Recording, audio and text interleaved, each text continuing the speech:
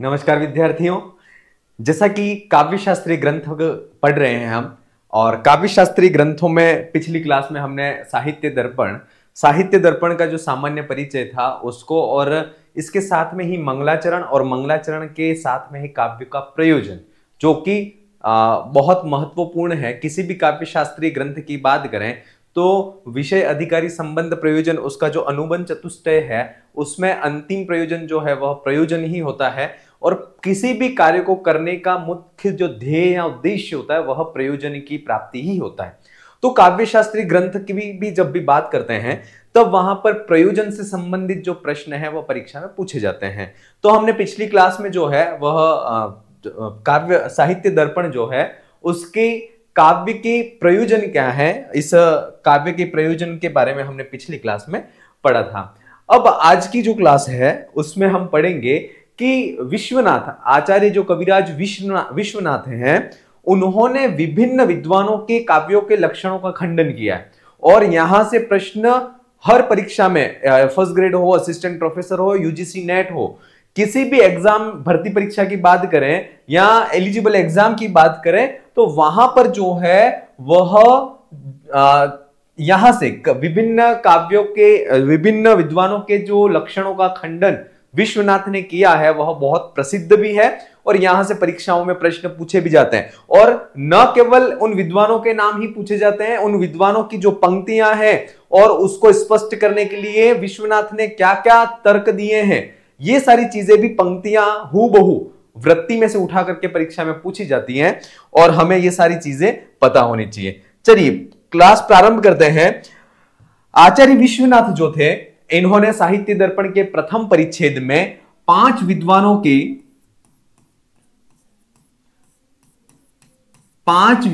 के काव्यों के लक्षणों का खंडन किया है।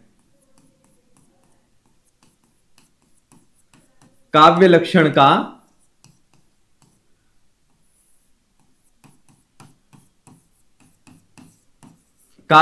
का खंडन किया है, और इनका जो क्रम है वह क्रम भी हमें पता होना चाहिए कि साहित्य दर्पण में इन विद्वानों के काव्य का लक्षण किस क्रम में किया गया है।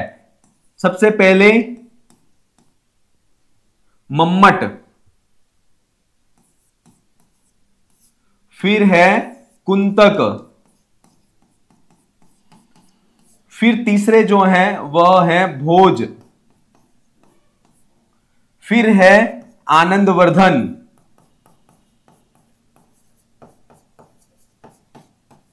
और चौथे जो विद्वान है, पांचवे जो विद्वान है वह है वामन।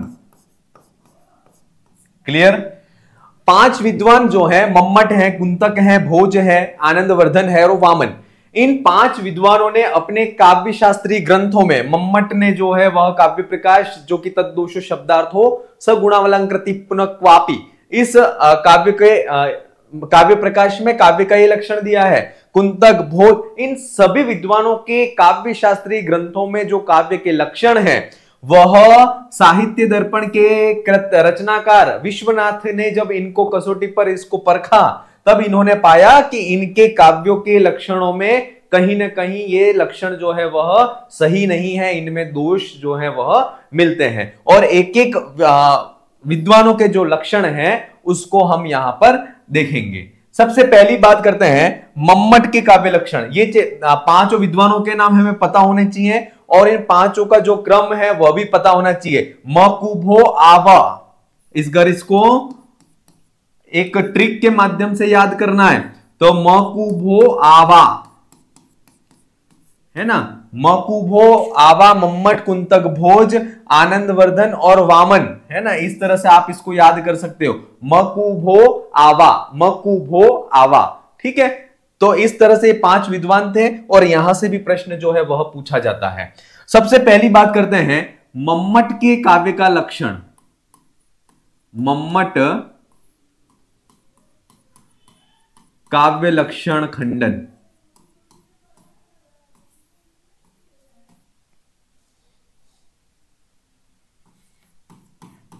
ठीक है, चलिए सबसे पहले हमें यह पता होना चाहिए कि मम्मट ने काव्य का लक्षण का क्या कहा है काव्य प्रकाश में। तो कहा है तद दोषो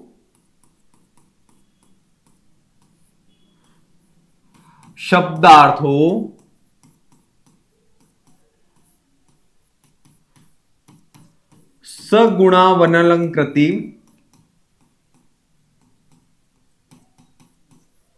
सगुणावनलंकृति पुनः क्वापि।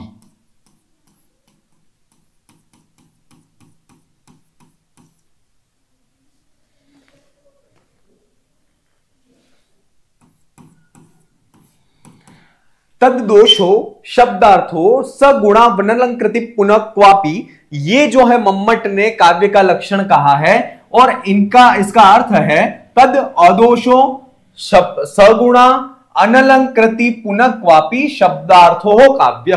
अर्थात इसका जो अर्थ है वह अर्थ होगा कि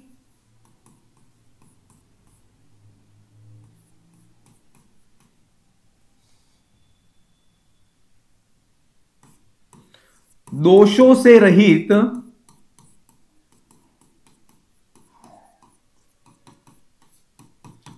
तथा गुणों से युक्त। बहुत अच्छी तरह से समझिएगा आप, क्योंकि यहीं से अगर समझ में नहीं आया तो आगे कुछ भी समझ में नहीं आना। थोड़ा सा ये मैटर बहुत अच्छा, अगर आपको समझ में आ जाएगा तो कहीं कोई दिक्कत नहीं आएगी। दोषों से रहित और गुणों से युक्त एवं अलंकार युक्त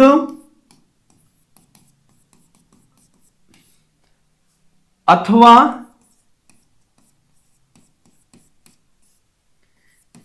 कहीं स्पष्ट अलंकार के अभाव में, स्पष्ट अलंकार के अभाव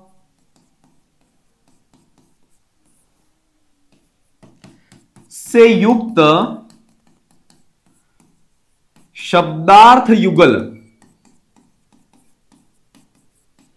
शब्दार्थ युगल काव्य कहे जाते हैं।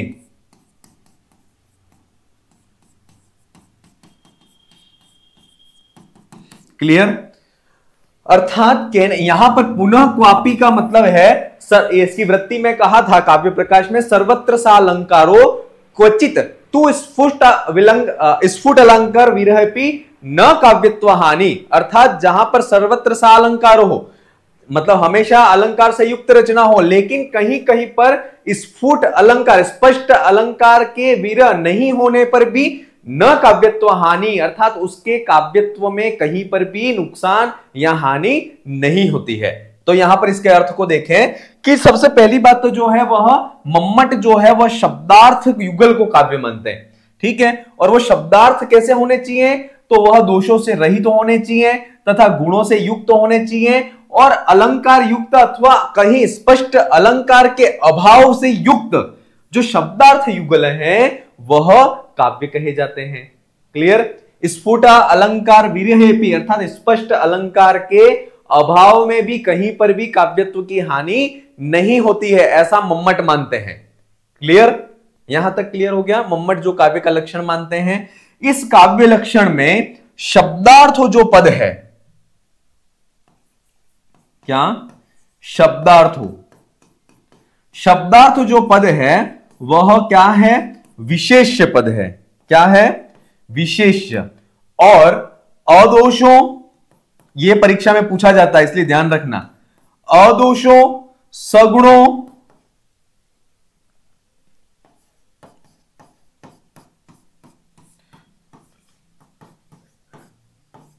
अनलंकृति, ये तीन पद जो है वह तीन पद विशेषण है। क्या है?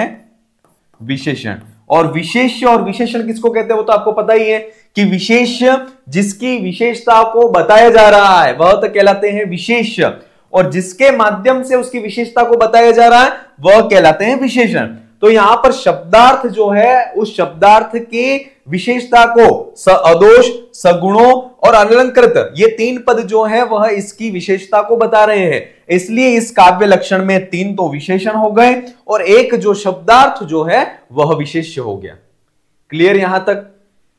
अब यहां पर जो मम्मट ने काव्य का लक्षण कहा है उसमें एक एक जो शब्द है, जैसे अदोषो है, सगुणों है, अनलंकृति पद है, इन सारे पदों की विश्वनाथ ने एक एक पद की जो है वह इन्होंने उसका खंडन किया है कि मम्मट के द्वारा जो स्वीकृत पद हैं काव्य के लक्षण में, उनमें कहां पर क्या दोष है।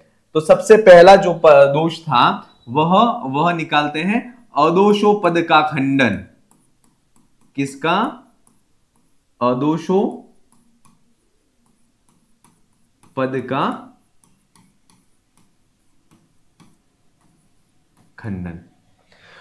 अदोषो पद का खंडन करते हुए विश्वनाथ कहते हैं कि काव्य जो होता है वह मम्मट मानते हैं कि सर्वथा दोषों से रहित जो होगा वही काव्य होगा, लेकिन जो विश्वनाथ हैं वह कहते हैं कि अगर दोषों से रहित, सर्वथा दोषों से रहित काव्य को ही अगर आप काव्य की श्रेणी में मानते हो तो फिर संस्कृत साहित्य का एक श्लोक है, न्यक्कारो हयमेव मे यदरयस्तत्राप्यसोतापस सोप्यत्रेव निहन्ति राक्षस कुलम जिहत्यो रावण दिग दिग शक्र जितम प्रबोधितवता किम कुंभकर्णेन वा स्वर्गग्रामटिका विलुंठन व्रथोत छूने कृमि भीर भुजे। ये जो कहते हैं कि अगर दोषों से रहित ही काव्य को अगर आप काव्य की श्रेणी में मानते हो तो ये जो श्लोक है वह तो काव्य की श्रेणी में आ ही नहीं सकता है, काव्य की श्रेणी में आ ही नहीं सकता है। क्यों? क्योंकि इस श्लोक में विधेय विमर्श दोष है। विधेय विमर्श का दोष उसको कहते हैं जहां पर उद्देश्य और विधेय का पूर्वापर संबंध का ध्यान नहीं रखा जाता है, वहां पर विधेय विमर्श दोष होता है। तो इस श्लोक में उद्देश्य और विधेय को पूर्वापर अर्थात जहां पर पहले उद्देश्य आना चाहिए वहां पर बाद पहले विधेय को ले लिया है, जहां पर विधेय पूर्व आना चाहिए वहां पर उद्देश्य को पूर्व ले लिया। इसलिए वाक्य के उद्देश्य और विधेय दो तत्व होते हैं, उन उद्देश्य और विधेय के पूर्वा और पर है ना, पूर्व पर का ध्यान नहीं रखा गया है, इसलिए यहां पर विधेय विमर्श दोष है। तो इसमें विधेय विमर्श दोष के होने पर भी ये जो काव्य है, ये जो श्लोक है वह उत्तम काव्य का उदाहरण माना जाता है। किसका माना जाता है? उत्तम काव्य का उदाहरण माना जाता है। लेकिन अगर आपके विश्वनाथ मम्मट को कह रहे हैं कि अगर अदोष अर्थात दोषों सर्वथा दोषों से रहित जो काव्य है उसी को अगर काव्य की श्रेणी में मानते हैं तो ये जो श्लोक है वह उत्तम काव्य की श्रेणी में नहीं आएगा। फिर इसकी वृत्ति में कहा है, देखिए, अस्य श्लोकस्य विधेय विमर्श दोष दुष्टतया काव्यत्वं न स्यात् प्रत्युत ध्वनित्वेनोत्तम काव्यतस्यांगीकृता तस्माद् अव्याप्ति लक्षण दोषः। अर्थात इस श्लोक में विधेय विमर्श दोष की दुष्टता के कारण ये जो श्लोक है वह काव्यत्वम न स्यात्, सर्वथा दोषों से रहित काव्य को मानेंगे तो इसमें काव्यत्व जो है वह घटित नहीं होगा। प्रत्युतः इस कारण से ध्वनित्वेन अर्थात ध्वनित्व के उत्पन्न होने से या ध्वनित्व के योग से जो उत्तम काव्य है उसको यहां पर इसको अंगीकृत किया। यहां पर जो ध्वनि काव्य है उस ध्वनि के उत्पन्न होने के कारण उसको उत्तम काव्य के रूप में अंगीकृत किया है, माना है, स्वीकार किया है। तस्माद इसलिए जो आपके द्वारा जो स्वीकृत लक्षण है वह अव्याप्ति दोष से दूषित है। किससे दूषित है? आपके द्वारा जो दिया गया लक्षण है वह अव्याप्ति दोष से दूषित है। ऐसा यहां पर जो विश्वनाथ है वह मम्मट को कहते हैं। फिर आगे कहते हैं कि अगर ऐसा कहे, यहां पर विश्वनाथ जब कहते हैं कि आपका लक्षण जो है वह अव्याप्ति दोष से दूषित है, तब अब यहां पर मम्मट फिर कहते हैं कि ठीक है कि काव्य में जितने भाग में दोष है उस दोष को ऐसा तो नहीं है कि उसके कुछ संपूर्ण काव्य में ही दोष आ जाए, तो जितने भाग में दोष है उसको अकाव्य की श्रेणी में मान लेते हैं और जिसमें काव्यत्व घटित हो रहा है उसको काव्य की श्रेणी में मान लेते हैं। तो यह बात यहां पर कह रहे हैं ननु, अर्थात शंका कर रहे हैं कि कश्चित् देवांशो दुष्टो न पुनः सर्वोपिति चेत, अर्थात कुछ भाग जो है वह दुष्ट या दोष से युक्त होने पर ऐसा तो नहीं है कि वह पुनः सर्वोपिति चेत, अर्थात संपूर्ण जो काव्य है वह दुष्ट हो जाए, ऐसा तो नहीं है। इसलिए तरही तो फिर यत्रांशे दोषः सो अकाव्यत्व प्रयोजक, अर्थात जितने भाग में जितने अंश में दोष है वह तो अकाव्यत्व का प्रयोजक हो गया या अकाव्यत्व वह कहलाएगा। और यत्र ध्वनि, और जितने काव्य में ध्वनि उत्पन्न हो रही है, स उत्तम काव्यत्व प्रयोजक, है ना। जितने भाग में दोष है वह तो अकाव्यत्व का प्रयोजक मान लेते, चलो वो ठीक है, उतना उसको हम दोष युक्त है इसलिए अकाव्य मान लेते हैं, उसको काव्य नहीं मानते। लेकिन जो शेष भाग जहां पर ध्वनि उत्पन्न हो रही है, ध्वनि घटित हो रही है, स उत्तम काव्यत्व प्रयोजक, उसको उत्तम काव्य मान ले, ऐसा ये जो मम्मट है वह कह रहे हैं। फिर जो है वह विश्वनाथ इसको क्लियर करते हैं कि इत्यंशाभ्याम उभयतः आकृष्यमाणम इदम, अर्थात इन दोनों प्रकार के जो अंश हैं, अर्थात दोष युक्त और दोष रहित, इन दोनों प्रकार के अंशों के उभयतः दोनों तरफ से आकृष्यमाणम इदम, खींचातानी के द्वारा, है ना, काव्य अकाव्य काव्य अकाव्य, इस तरह की खींचातानी से काव्यम अकाव्यम वा किमपि न स्यात्, अर्थात इस तरह के काव्य अकाव्य इस तरह की खींचातानी होगी तो उसमें न तो काव्य रह पाएगा न अकाव्य रह पाएगा, किमपि न स्यात्, कुछ भी नहीं रहेगा। इसलिए आप ये जो कह रहे हो वो भी गलत है।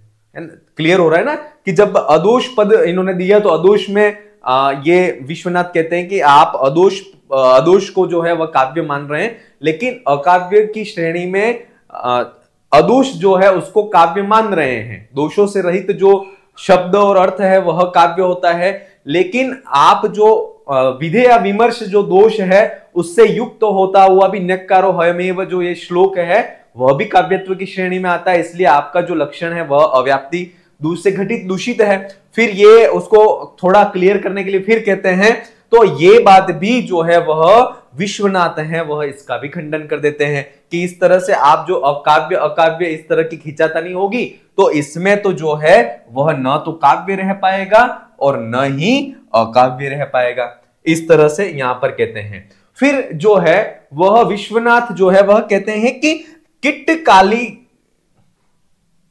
एक यहां पर शब्द वृत्ति में दिया गया है वह है किट्टानुविद्व रत्नवत,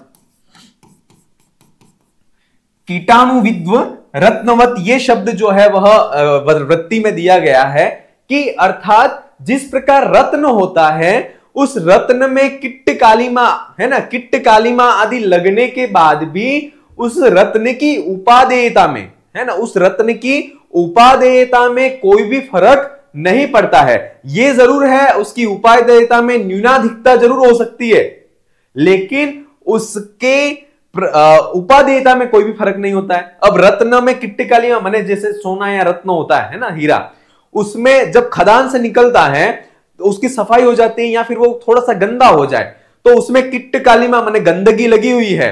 एक गंदगी लगा हुआ रत्न और एक बहुत साफ किया, दोनों को किसी व्यक्ति को बताया जाए तो वह जो साफ है उसको ही स्वीकार करेगा, लेकिन उसके साथ में किट्ट कालिमा आदि के लगने के बाद भी उसका जो उपादेयता है उसमें कोई भी फर्क नहीं पड़ता है, वह रत्न ही हुआ करता है। उसी प्रकार काव्य में विधेय विमर्श आदि जो दोष हैं उन दोषों के लगने पर भी काव्य की जो न्यूनाधिकता है ना, काव्य की उपादेयता है, उस काव्य की उपादेयता या उसके लक्षण या उसका जो स्वरूप है उसमें कुछ भी फर्क नहीं पड़ता है। इसलिए यहां पर ये कीटाणुविद्व रत्नवत ये शब्द दिया है, याद रखना ये मम्मट विश्वनाथ ने ये शब्द दिया है। क्लियर? तो इस शब्द को क्यों दिया है? अदोष पद के खंडन के लिए यहां पर ये शब्द दिया था। ठीक है, तो उस किट्ट कालिमा से युक्त रत्न की उपादेयता में जिस प्रकार से फर्क कुछ भी नहीं पड़ता है, इसलिए दोषों से युक्त, है ना, दोषों से युक्त जो काव्य है वह भी हो तो उसके काव्य के उपादेयता में कुछ भी फर्क नहीं पड़ता है। इसलिए विश्वनाथ मम्मट से कहते हैं कि आपने जो सर्वथा दोषों से रहित जो काव्य को, शब्दार्थ युगल को काव्य माना है, तो आपके द्वारा जो स्वीकृत अदोष पद है वह भी समीचीन नहीं है, अर्थात वह दूषित है। क्लियर। फिर अगला पद है वह है सगुणोपद। अब उस सगुणोपद का खंडन करते हुए कहते हैं किंच शब्दार्थयो सगुणत्वम विशेषणम मनुपन्नम गुणानाम रसैक धर्मत्वस्य। अब कहते हैं कि किंच शब्दार्थयो अर्थात शब्द और अर्थ का जो सगुणत्व विशेषण है वह भी अनुत्पन्नम अर्थात वह भी किसी भी प्रमाण के द्वारा सिद्ध नहीं हो रहा है, क्योंकि गुणानाम रसैक धर्मत्वस्य अर्थात जो गुण है वह किसके धर्म है, किसके धर्म है, तो गुण जो है वह रस के धर्म है। तो जो, और ये बात जो है वह मम्मट नहीं कही है, ये बात जो है वह किसने कही है, किसी और विद्वान ने नहीं की है, कि गुण जो गुण है वह रस के ही धर्म है, ये बात मम्मट नहीं कही है। तो फिर, और मम्मट नहीं ने ये बात कही है और फिर वह ये कहें कि जो सगुण पद है वह शब्दार्थ जो है उस शब्दार्थ के विशेषण कैसे हो सकते हैं, अर्थात वह नहीं हो सकते हैं। ठीक है, इसलिए आपके द्वारा जो सगुणों पद है वह सगुणों पद भी समीचीन नहीं है, ये यहां पर कहा जा रहा है। और जो गुण है उन गुणों का लक्षण जो है वह मम्मट ने क्या कहा है, ये रसस्यांगिनो धर्मा शौर्यादय इवात्मनः। क्या कहा है कि जो इसका लक्षण कहा है रस गुण का, वह कहा है कि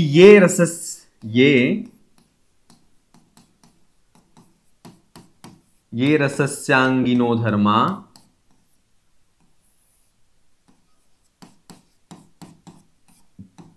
शौर्यादय इवात्मना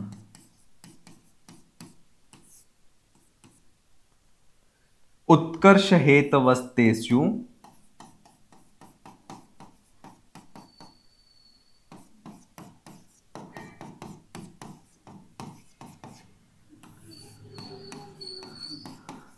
रचल स्थितय गुणा।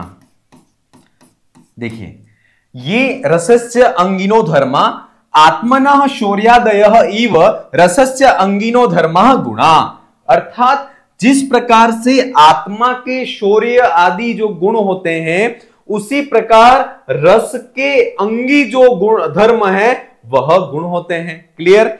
तो यहां पर ये कह रहे हैं कि ये चीज आपने ही कही है ना, ये चीज आपने ही कही है कि शौर्यादय, आत्मा के शौर्यादय गुणों की समान, धर्म के समान रस के अंगी जो धर्म है वह गुण होते हैं।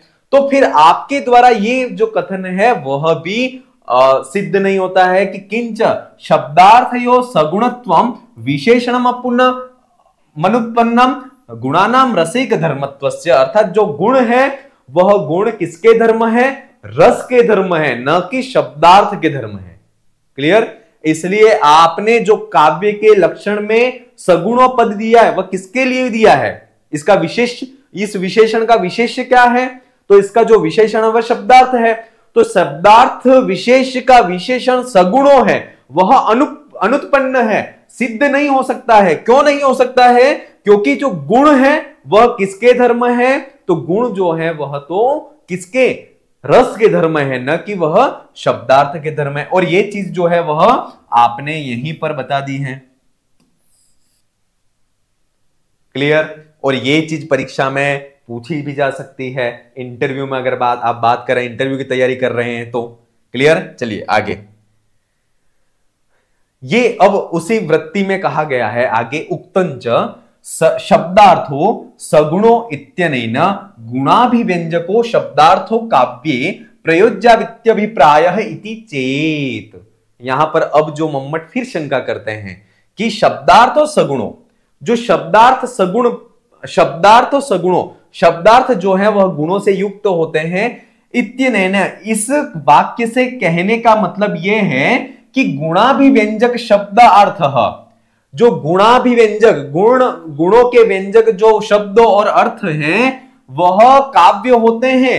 ये जो बात है वह सिर्फ औपचारिक रूप से कही गई है, ऐसा मम्मट यहां पर क्लियर कर रहे हैं विश्वनाथ को। जब विश्वनाथ सगुणों पद का भी खंडन करते हैं तब मम्मट कहते हैं कि जो काव्य में शब्दार्थ सगुणों ये पद जो दिया है तो उसका जो गुणाभिव्यंजक शब्द और अर्थ होते हैं ये काव्य है।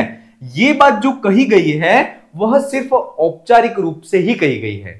ठीक है, तो फिर कहते हैं कि न, विश्वनाथ कहते हैं कि न, अर्थात नहीं, ये जो बात आप कह रहे हो वो भी गलत है, क्योंकि गुणाभिव्यंजक शब्दार्थवत्वस्य काव्ये उत्कर्ष मात्रधायकत्वम न तो स्वरूपाधायकत्वम। बहुत इंपॉर्टेंट चीज है ये कि नहीं, चलो इन्होंने पहले तो बोल दिया कि सगुणों पद जो है ना, जो सगुणों पद है, पहले तो सगुणों पद शब्दार्थ के विशेषण के रूप में प्रयोग हुआ है, तो विश्वनाथ ने वहां पर कह दिया कि जो आपका सगुणों पद है वह रस का धर्म है, वह शब्दार्थ का नहीं है।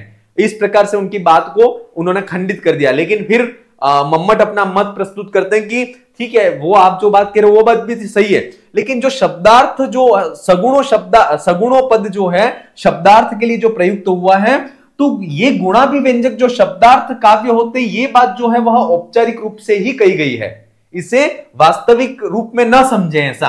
तो कहते हैं विश्वनाथ न, अर्थात नहीं, कि गुणाभिव्यंजक शब्दार्थवत्वस्य, अर्थात गुणों के अभिव्यंजक शब्द और अर्थ जो है वह तो काव्य में उत्कर्ष मात्र धायकत्वम, अर्थात वह काव्य में गुणाभिव्यंजक शब्द और अर्थ है वह काव्य के उत्कर्ष को ही बढ़ाते हैं, न तो स्वरूपाधायकत्वम, न कि वह उसके स्वरूप को वह उसके स्वरूप वाले हो सकते हैं या उसके स्वरूप का लक्षण हो सकते हैं, है ना। उक्तम ही, क्योंकि कहा गया है, क्लियर, ये कह रहे हैं कि गुणों के अभिव्यंजक शब्द और अर्थ जो हैं वह काव्य के उत्कर्ष को बढ़ाने वाले हो सकते हैं, ये बात तो समझ में आए, लेकिन वह उसके स्वरूप का निर्धारण कर ले या वह उसके स्वरूप को कहे या उसके स्वरूप का लक्षण हो जाए, ये बात सही नहीं है।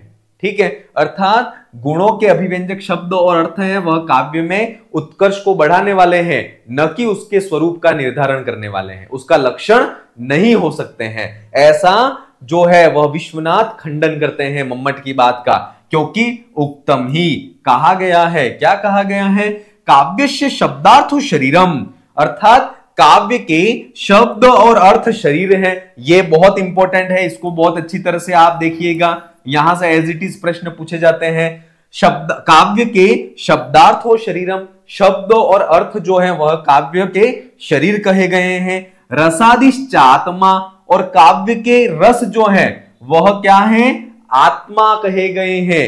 और गुणा शौर्यादिवत, अर्थात जिस प्रकार से आत्मा के शौर्य आदि गुण होते हैं वैसे ही काव्य जो है उस काव्य के गुण जो हैं वह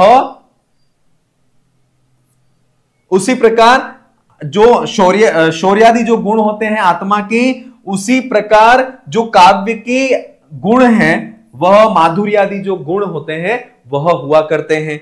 इसके बाद जो है दोषा काणत्वादिवत, जिस प्रकार श्रुति कटुत्व आदि जो दोष होते हैं उसी वह कैसे होते हैं, काणत्वादिवत, अर्थात शरीर में अगर व्यक्ति की आंख जो है अगर वह दूषित है तो उसको काणत्वादि दोष कहते हैं। तो जिस प्रकार से काणत्वादि दोष की तरह जो है वह दोष हुआ करते हैं काव्य में, और रीतयो अव्यय संस्थान विशेषवत, जो रीति है वह रीति अव्यय संस्थान अर्थात अंग पद संगठना या अंग संरचना के समान रीतियां कही गई हैं। और अलंकारा कटक कुंडलादिवत इति, और अलंकार जो होते हैं वह कटक कुंडल जो होते हैं ना, कुंडल कड़े आदि, उसके समान मतलब आभूषणों के समान जो है वह अलंकार कहे गए हैं। और ये सारी जो चीजें हैं वह काव्य में उत्कर्ष मात्र दायकत्वम, ये उत्कर्ष को बढ़ाने वाली हैं, वह कभी भी काव्य में स्वरूप का निर्धारण करने वाले ये नहीं हो सकती हैं। ये चीज यहां पर कही जा रही है कि ये चीजों को याद कर लें कि काव्य का शरीर क्या है, तो शब्दार्थ है। आत्मा क्या है, तो रसा आदि जो है वह काव्य की आत्मा है। और जो माधुर्यादि गुण है वह शौर्यादि, आत्मा के जिस प्रकार शौर्यादि गुण होते हैं वैसे ही काव्य के जो गुण है वह कौन है, तो माधुर्यादि गुण है। इसके बाद जो है काणत्वादि के समान दोष कहे गए हैं। और अव्यय संस्थान विशेषवत अर्थात अंग संरचना के समान जो है वह रीतियां कही गई हैं। और कटक कुंडलादि के समान जो है वह अलंकार कहे गए हैं। और याद रखना यहां से डेफिनेट परीक्षा में प्रश्न पूछा जाएगा, यहां से परीक्षा में प्रश्न पूछा जाता है और पूछा जाएगा। क्लियर, आ गया समझ में यहां तक। इसलिए जो सगुणोपद है उस सगुणोपद का यहां पर खंडन किया जा रहा है कि आपके द्वारा जो सगुणोपद दिया गया है वह सगुणोपद भी समीचीन नहीं है। क्यों नहीं है, तो उस चीज को यहां पर इन्होंने क्लियर कर दिया कि आपके द्वारा जो सगुणोपद, पहले बोला कि आपके द्वारा जो सगुणोपद है जो शब्दार्थ का विशेषण है, लेकिन शब्दार्थ जो है वह गुण जो है वह रस के धर्म है, इसलिए वह उसका विशेषण नहीं हो सकता है। फिर कहते हैं कि जो शब्दार्थ का सगुणत्व है वह औपचारिक रूप से कहा गया है, तो वह कहा गया कि जो गुणाभिव्यंजक शब्दार्थ है वह काव्य में सिर्फ उत्कर्ष को बढ़ाने वाले हो सकते हैं, उसके स्वरूप का निर्धारण करने वाले नहीं हो सकते हैं, ये कहा गया है।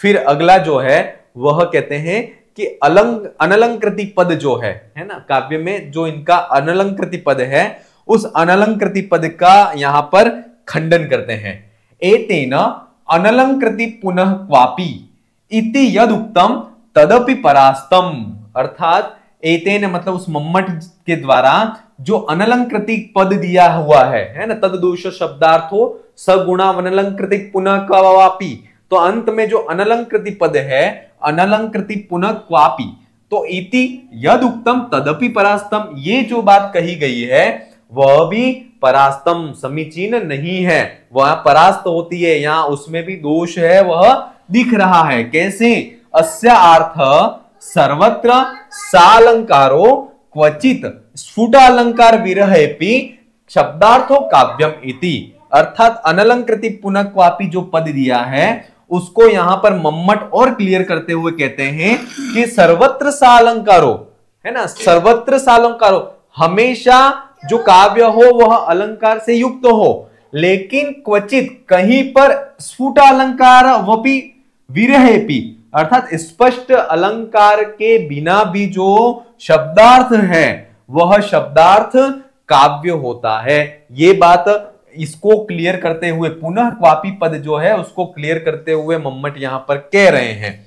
तो फिर यहां पर विश्वनाथ फिर कहते हैं कि तत्र सालंकारा शब्दार्थयोरपि काव्ये उत्कर्षदायकत्वात्, अर्थात वहां पर जो अलंकार से युक्त शब्दार्थ युगल है वह भी उत्कर्षदायकत्वात्, अर्थात उत्कर्ष को बढ़ाने वाले होते हैं, वह उसके स्वरूप का निर्धारण करने वाले नहीं हो सकते हैं। ये बात जो है यहां पर जो विश्वनाथ हैं वह कह रहे हैं। अब यहां पर जो है वह मम्मट ने अनलंकृति जो अलंकार जो है, अलंकारों से जो सर्वथा रहित जो है उस काव्य का यहां पर उदाहरण दिया है कि य कोमार हर स एव ही वर ताएव चित्रक्षपा स्तेचोन्मीलित मालतिक सुरभय प्रोढ़ा कदम बानिलः। अब यहां पर जो है ये इन्होंने एक उदाहरण दिया है। क्या उदाहरण दिया है? तो ये उदाहरण इन्होंने दिया है कि ये जो उदाहरण है वह अनलंकृति अर्थात अलंकारों से रहित काव्य का उदाहरण है, और अनलंकृत काव्य जो है वह भी काव्य की श्रेणी में आते हैं। लेकिन इसमें जो है वह विश्वनाथ कहते हैं कि आप जो अनलंकृत काव्य का उदाहरण मानते हैं जिसके अंदर अलंकार नहीं है, ऐसा कहते हैं उसमें भी विभावना विशेषोक्ति, विभावना, विशेषोक्ति और संदेह संकर, संदेह संकर, इन तीन अलंकारों का स्फुटत्व जो है वह महसूस होता है या स्फुटत्व है वह प्रदर्शित होता है। इसलिए आपके द्वारा जो अनलंकृत काव्य का जो उदाहरण दिया है वह भी गलत है ना, क्योंकि उसमें द्वारा जो आपने जो अनलंकृत काव्य का उदाहरण दिया है उसमें विभावना, विशेषोक्ति और संदेह संकर, इन तीन अलंकारों का स्फुटत्व प्रतिपादित होता है। ठीक है, इसलिए आपके द्वारा जो ये उदाहरण दिया गया है वह भी समीचीन नहीं है। इसलिए आपका जो काव्य का जो लक्षण है उस लक्षण में अनलंकृत पद है, वह अनलंकृत पद भी जो है वह दूषित है। क्लियर? इस प्रकार से इन्होंने जो है वह काव्य के तीन जो शब्दार्थ के जो तीन विशेषण बताए थे उन तीनों विशेषणों का विश्वनाथ ने खंडन किया है।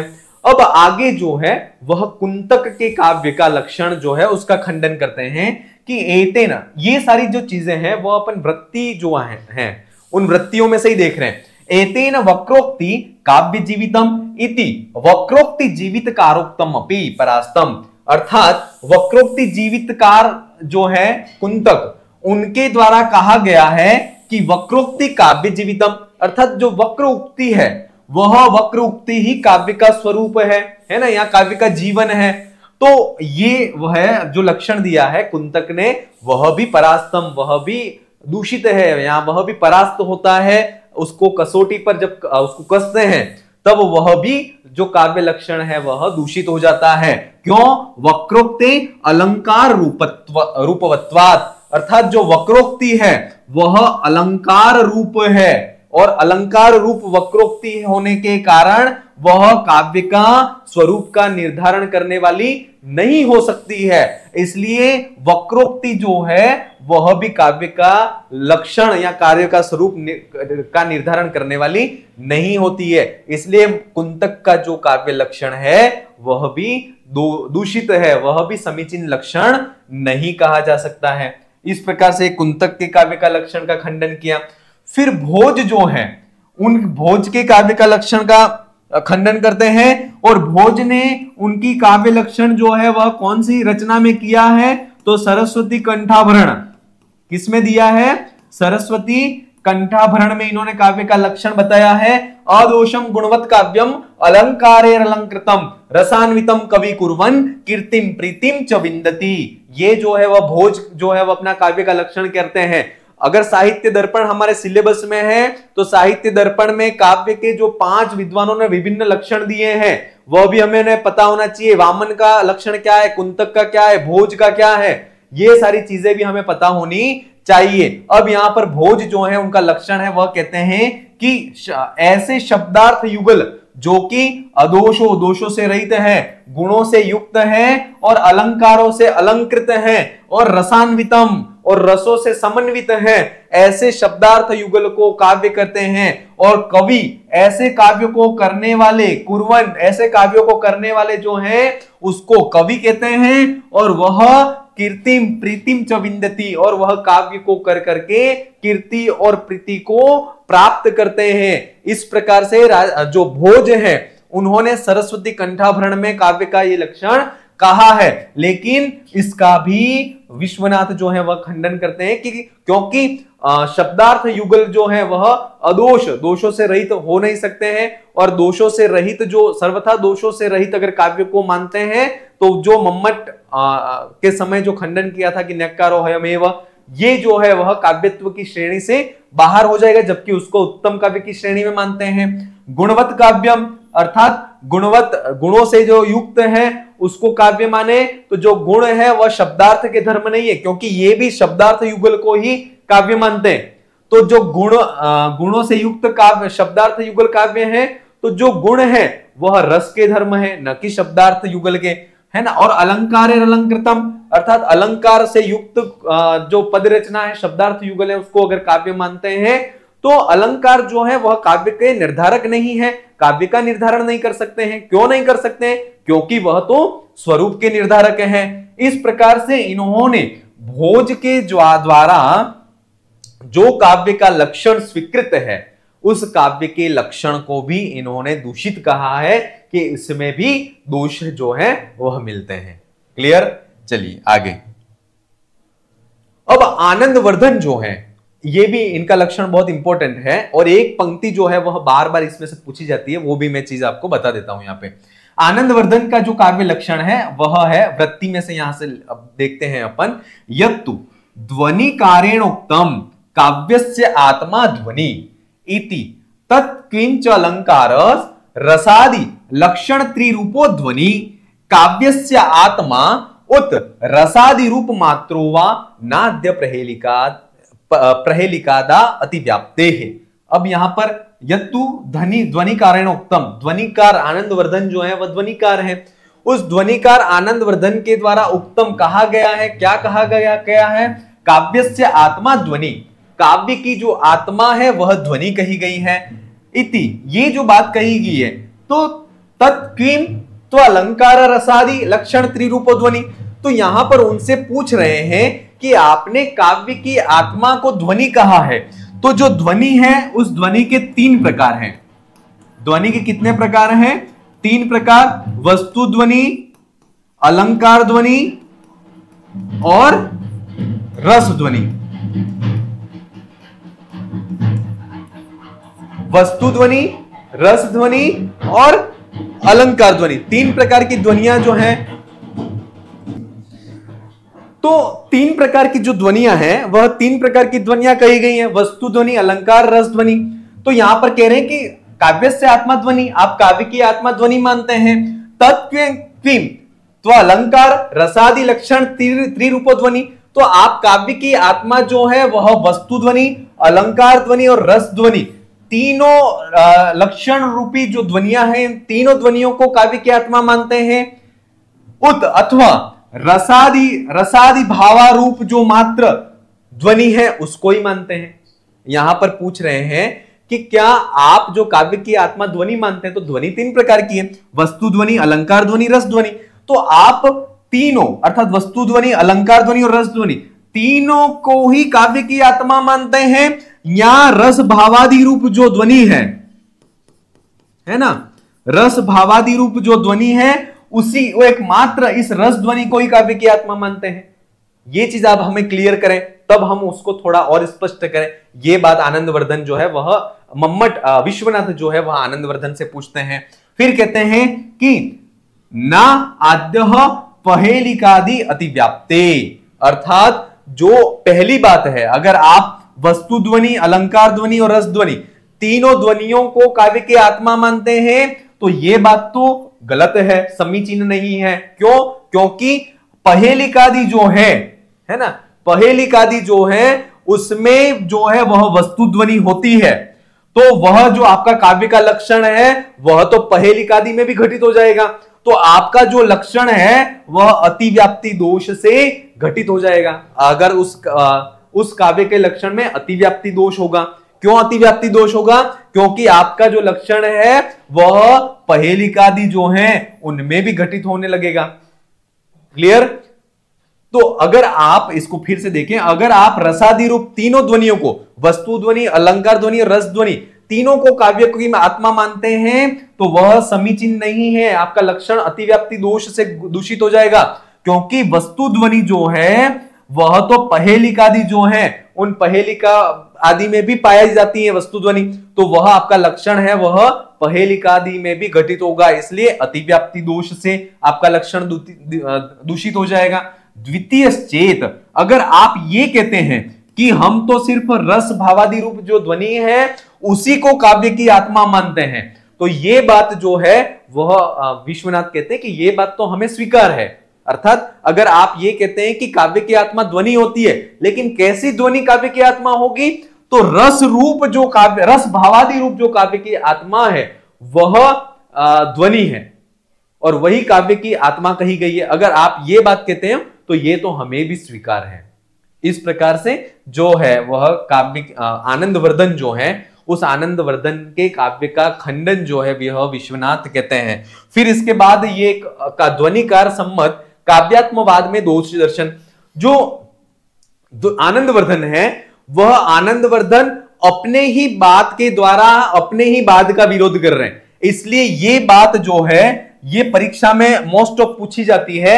स्ववचन विरोधा देवापास्तम, स्ववचन विरोध एवास्पास्तम, ये इस कथन के द्वारा विश्वनाथ जो है वह किसके मत का खंडन करते हैं, ये बात पूछी जाती है।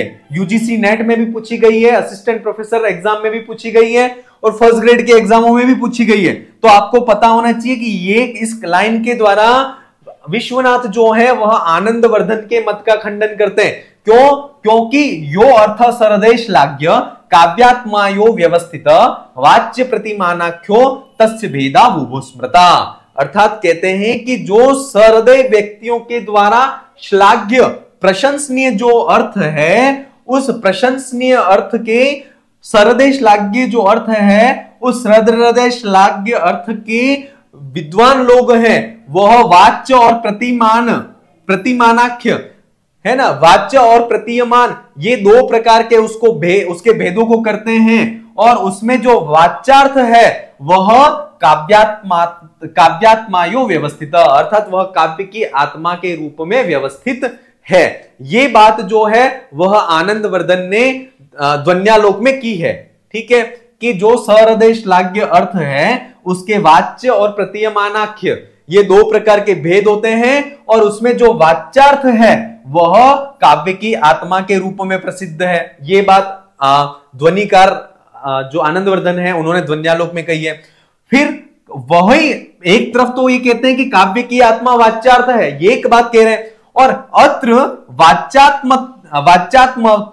वाच्यात्मत्वम काव्यस्य आत्मा ध्वनि इति स्ववचन विरोधा देवापास्तम, अर्थात कहते हैं कि एक तरफ तो आप कह रहे हो कि काव्यस्य आत्मा ध्वनि, काव्य की आत्मा ध्वनि है, और एक तरफ कह रहे हो कि काव्य की आत्मा वाच्यार्थ है ना, तो आपके ही वचन आपके ही वचनों का विरोध कर रहे हैं, यहां काट रहे हैं, आपकी बात आपकी बात को काट रही है।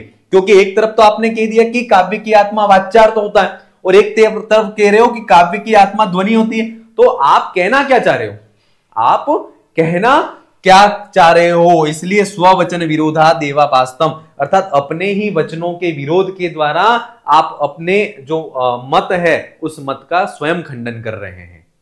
ऐसा जो है वह विश्वनाथ आनंदवर्धन को कहते हैं। क्लियर? वाच्यमत्वम अर्थात वाच्य जो है उसको आत्मत्व के रूप में स्वीकार कर रहे हो, और दूसरी तरफ आप ये फिर कह रहे हो कि काव्य की आत्मा ध्वनि, तो आप आपके ही बात का स्वयं विरोध कर रहे हो। इस प्रकार के द्वारा जो ध्वनिकार आनंदवर्धन है उसके मत का यहां पर विश्वनाथ खंडन करते हैं।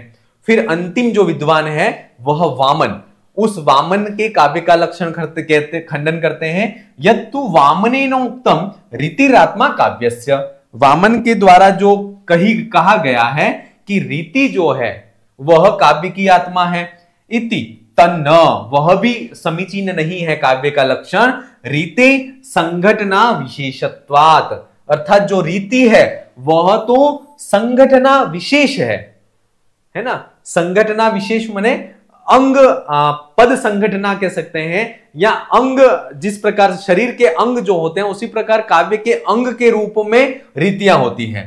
तो तन्न, वह बात भी समीचीन नहीं है।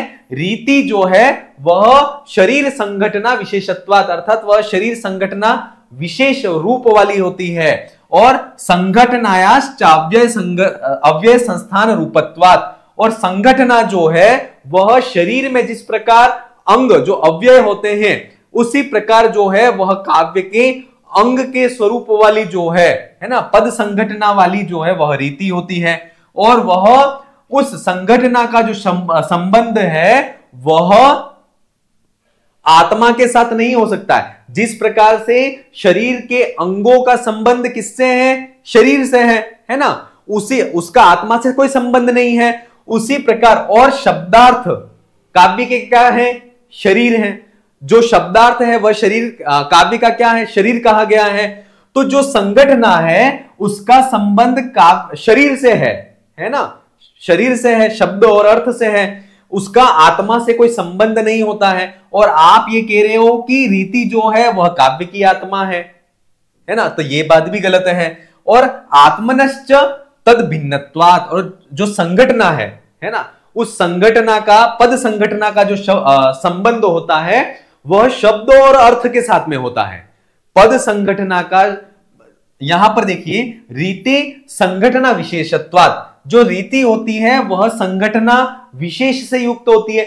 और संगठना जो है, पद संगठना का शब्द जो है, अर्थ जो है वह, या संबंध जो है वह शब्दार्थ के साथ में होता है।